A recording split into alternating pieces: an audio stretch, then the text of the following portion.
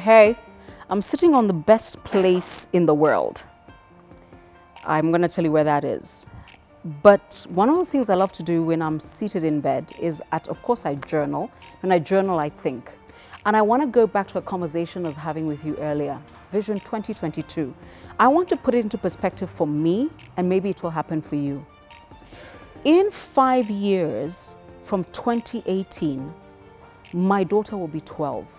I'll be the mother of a preteen with all the drama that goes with it, but also thinking about what it will cost to be a mother of a senior school student who's about to go to university. My nephew, my late sister's son, in 2022 will have done KCSE, will be looking at university, and will be a first-time voter. Okay?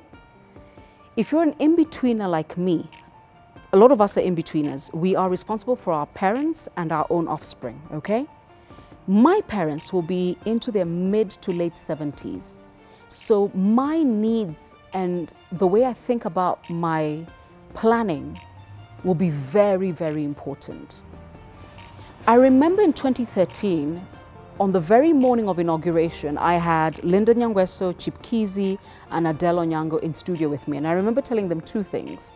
One, that this was my last election. I knew there was no way I wanted to be on air in 2017.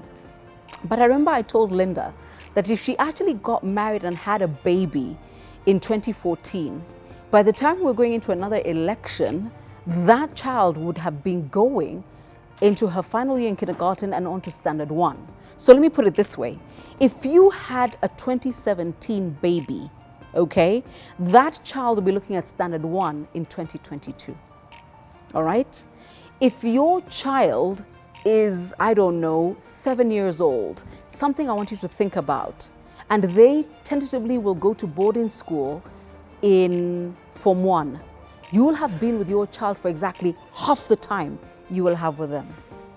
If your child is 9 years old today, I want you to consider that you're already at halftime. Because if your children leave home at 18, you're literally about to lose your kids.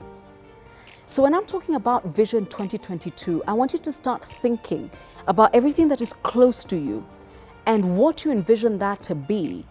5-year or 3-year plans are not for politicians and countries. They include you and I as well. Like I said, I'm having this conversation. I know at some point we're going to have to break it down into where do we want to be emotionally? Where do we want to be psychologically? Where do we want to be financially? But I want us to start thinking about it, okay? And I'm sure you're thinking, why are you in your gown? Where are you? Why?